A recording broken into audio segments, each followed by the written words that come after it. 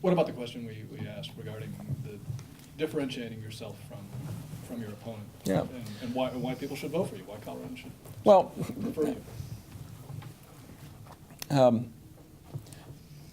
One is there's no guesswork at all about what kind of senator I will be.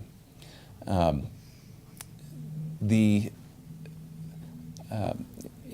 I believe there is a lot of guesswork on what kind of senator Mark Udall will be.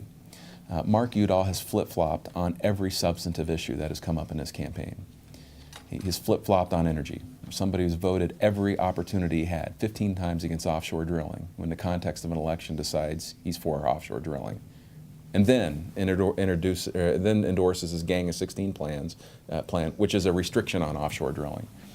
Well, I don't want to dwell on that other than whether it's energy, whether it is tax policy, whether it's economic growth, whether it is foreign policy, whether it is the war in Iraq. Udall really has been on multiple, Pinyon Canyon, that water issue, southern delivery system between Pueblo and Colorado Springs. Every significant issue, he's taken multiple sides or flipped on sides on these topics. And I have not. I take, you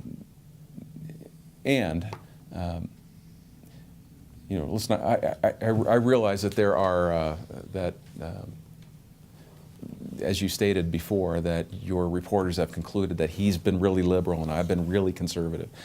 I happen to believe that a conservative approach to tax policy, to spending and fiscal discipline are actually is a centrist value and are centrist statements.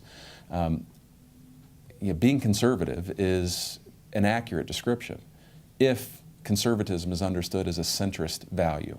It is not libertarian, which is out on the right. It is not liberal, which is out on the left. A conservative approach to spending other people's money, a pro-growth tax policy, is a centrist value. And you asked me before, how do you appeal to the middle in a race like this for the United States Senate? And not backing down on these themes of fiscal accountability, responsibility, growing our way out of economic problems in our country, are themes that I found in the years that I served in the House moved me to that 80% victory margin when I ran for my last time in the House in 2000. So the answer is, nobody's going to be guessing how I vote on issues in Washington, on most issues. I mean, there's some I haven't contemplated, and you know, I would be guessing now too on how I might vote on some new topic 5 years from now.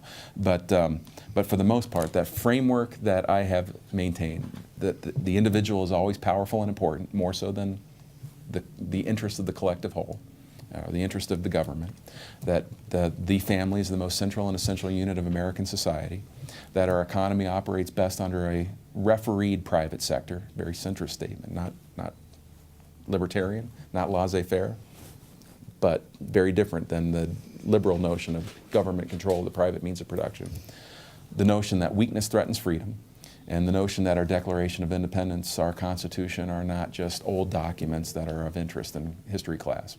Those five values provide a framework that I've represented as long as I've been involved in public service and in business. And pick an issue, run it through that framework, you can figure out how I'm going to vote. And that's the difference. I actually have a philosophy and a vision that I can articulate anywhere. And Udall's changes depending on what group he's in front of.